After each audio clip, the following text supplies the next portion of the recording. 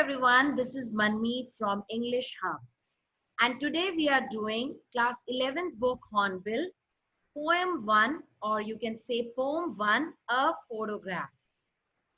Photograph किसी की भी हो, जब भी हम उस फोटोग्राफ को देखते हैं, बहुत सारी फॉन्ड मेमोरीज जिनको हम हमेशा चेरिश करना चाहते हैं, इसीलिए हम फोटोज खींचते हैं, राइट? और हर इंसान की फोटोग्राफ में कोई ना कोई कहानी होती है। तो यहाँ हमारी पोएटिस शर्ली टॉल्सन एक बहुत ही खूबसूरत पोएम के साथ आई हैं। सो लेट्स सी इस पोएम में क्या होता है।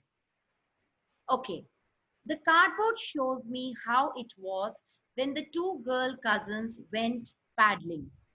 तो कार्डबोर्ड यहाँ पे है, एक फोटोग्राफ है, ओके, और उस फोटोग्राफ को देखते हुए पोएटिस कह रही हैं कि उसमें मुझे दिख रही हैं मेरी दो कजिन्स वेंट पैडलिंग।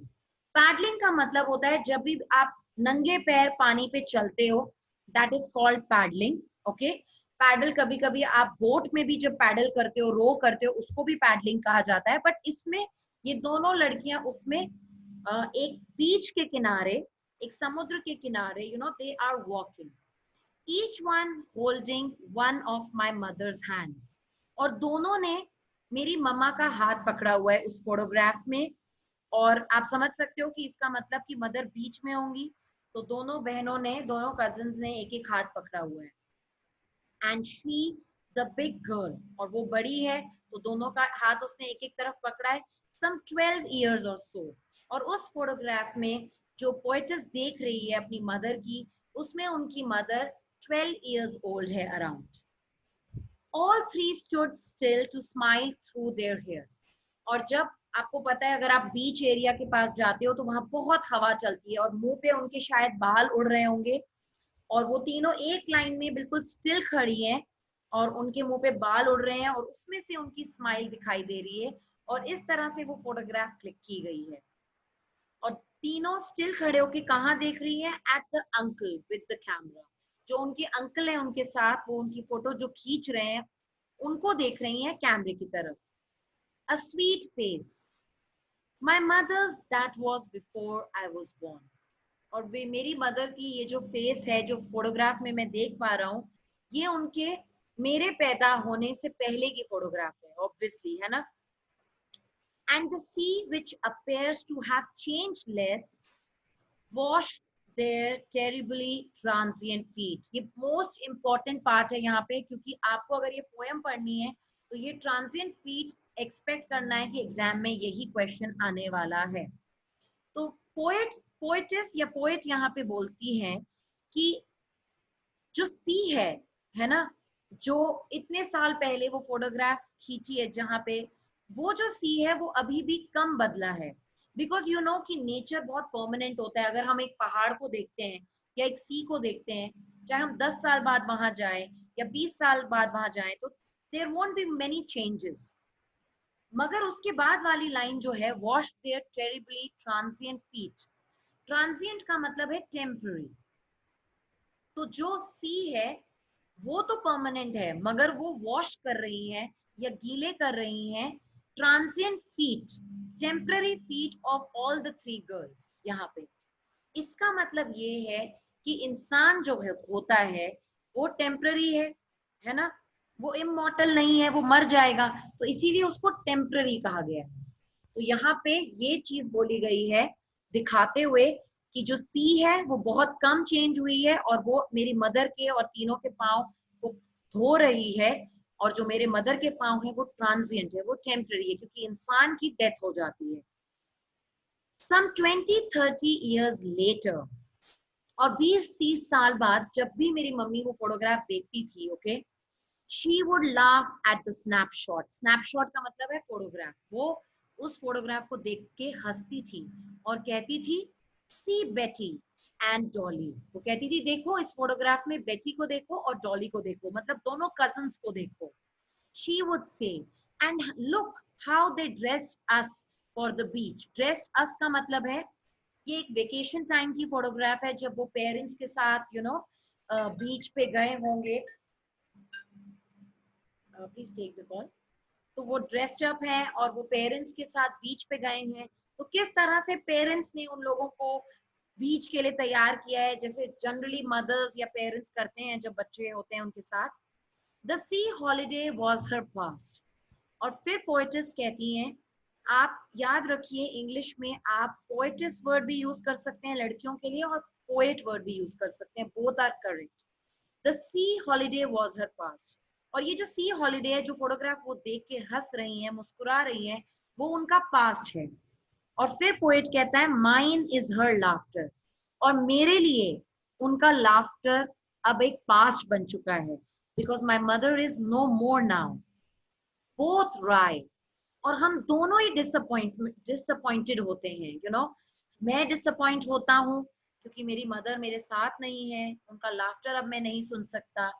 और वो डिसअपॉइंट होती हैं क्योंकि वो जो पल उन्होंने जिए हैं लाइफ में वो वापस नहीं आ सकते। with the labored ease of loss. This is another very important line. Labored का मतलब होता है work hard, ease का मतलब होता है easily. तो with the labored ease of loss का मतलब यहाँ पे है कि आप इतनी मेहनत करते हो, है ना, अपनी चीजों को या साथ रहने के लिए, मगर आपको पता ही नहीं चलता है कि कब इजीली आप उनको खो देते हो। And it is nature, you cannot stop. If a person, if a person has born, he or may is gonna die, you cannot help it, right? So labored ease of loss का मतलब यहाँ ये है कि कितनी मेहनत से आप चाहते हो कि सब चीजें आप संजो को रखो या होल्ड करके रखो, मगर आपको पता भी नहीं चलता है कितनी इजीली वो आपके हाथ से निकल जाती है। और वैसे ही वो आगे बोलते हैं, now she has been dead nearly as many years as that girl lived. और फोटोग्राफ में वो जो लड़की है वो जितने साल की है उतने साल हो चुके हैं आज मेरी मदर को मरे हुए। और इसमें बिल्कुल ये क्वेश्चन आता है कि कितने साल हो चुके हैं, and 12 years is the answer, क्योंकि वो ऊपर फर्स्ट पैराग्राफ में क्लियरली पोएटिस बताती हैं कि 12 years और सो, है ना, तो 12 साल हो चुके हैं उनको अब मरे हुए। And of this circumstance there is nothing to say at all. और वो बोलते हैं और ये जो circumstance है that she is not here, she is no more, इसमें अब मैं कुछ भी नहीं बोल सकता हूँ। It's silence silences. और सिर्फ मैं शांत होना चाहता हूँ और वो साइलेंस को और साइलेंस कर देना चाहता हूँ। So this is a very very beautiful poem written by Shirley Chalson. और इस पोएम की अब हम बात करते हैं पोएटिक डिवाइस या लिटरेरी डिवाइस के बारे में। सबसे पहले मैं आपको बताना चाहती हूँ एलिट्रेशन। एलिट्रेशन का मतलब क्या होता है? जब आप कॉन्सोनेंट को देखते हो और कॉन्सोनेंट रिपीट होता है, कहीं पर आपको देख लेंगे कि कॉन्सोनेंट साउंड रिपीट हो रहा है और कहीं आप देखेंगे कॉन्सोनेंट है, राइट? सो प्लीज यहाँ पर सबसे पहले आप मार्क कीजिए, क्या आप ढूंढ सकते हैं दो कॉन्सोनेंट्स जो रिपीट हो रहे हैं? फर्स्ट 4 लाइंस में देखिए, my mother's, M is getting सी रिपीटेड, एम रिपीट हुआ है तो इसीलिए यहाँ पे एलिट्रेशन है, माय मदर्स हैंड्स। फिर नेक्स्ट अगर हम बात करते हैं एलिट्रेशन की, तो यहाँ पर भी एलिट्रेशन है, स्टूड स्टिल। मैं इसको मार्क कर देती हूँ, कलर तो चेंज नहीं हो रहा है, so you have to mark it on your own in your book. Stood still में आपको दिख रहा है यहाँ पे एस एस, स्टूड स्टिल में मार्क कर दीजिए। And then through there, T T. So alliteration यहाँ पे हमें दिख रहा है। Then terribly transient, T T again, यहाँ मार्क कर दीजिए। यहाँ पे भी एलिट्रेशन है और कहीं एलिट्रेशन मुझे नहीं दिख रहा है, बुक भी है मेरे पास, so I am just working on that. Second बात करते हैं हम एंजैबमेंट की। एंजैबमेंट की स्पेलिंग में एम साइलेंट है, ENJAMB। क्या मैं इसमें एनोटेशन वर्क कर सकती हूँ? Yes I can do it, so now I can do it, right? So yes, terribly transient. TT, stood still. Okay. And then we have TT here, through there, and my mother. So this is alliteration. Okay. So please write down alliteration. Okay. ALLITER. Alliteration के बाद, first alliteration के बाद हम बात कर रहे हैं second enjambment की. And the spelling is ENJAMB. Okay. MENT. Enjambment.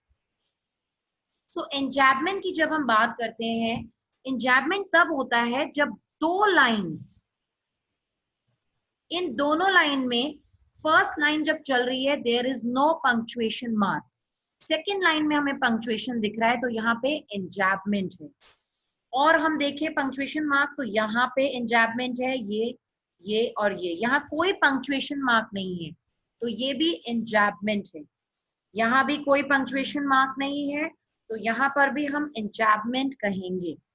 So enjambment का मतलब है जब लाइन के एंड में आपको कोई भी पंक्चुएशन मार्क नहीं दिखता है और लाइन आगे कंटिन्यू करती है, दैट इज कॉल्ड enjambment. ठीक है. Next third one we are going to do is I think epithet को ले सकते हैं हम. एपिथेट का मतलब होता है जब आप एडजेक्टिव यूज करते हो, दिस इज एपिथेट. ओके. दो एपिथेट होते हैं, एक ट्रांसफर्ड एपिथेट होता है और एक एपिथेट होता है. जब एडजेक्टिव आप यूज कर रहे हो यहाँ पर नाउन के आगे तो यहाँ हम बोलेंगे कि एपिथेट है. So what is the figure of speech here? Transient is an adjective, so epithet. EPITHET, epithet. Okay. So next मैं इसको थोड़ा सा क्लीन कर देती हूँ. नेक्स्ट है लेबर्ड और ईज. ओके. जब भी दो ऑपोजिट्स एक साथ होते हैं, labored means really working hard, or ease means relax. So these are two opposites. So whenever two opposites are used together, then there is oxymoron. The figure of speech is oxymoron. और कोई figure of speech मुझको तो नहीं दिख रही है. Let me just check once more. नहीं. Okay, so there are I think only 4 figure of speech जिनकी हमने बात की है. एक ऑक्सीमोरॉन जब दो ऑपोजिट्स एक साथ होते हैं, एपिथेट जब एडजेक्टिव यूज हो रहा है टेरिबली ट्रांजिएंट फीट में, ट्रांजिएंट वर्ड जो है that's why we are going to use it as epithet. और फिर alliteration आपको पता है जब भी consonants repeat होते हैं, consonant sounds, और alliteration के बाद हमने एक और किया है enjambment, जब भी कोई sentence continuation में होता है. So that's all for this chapter. Thank you so much. Bye.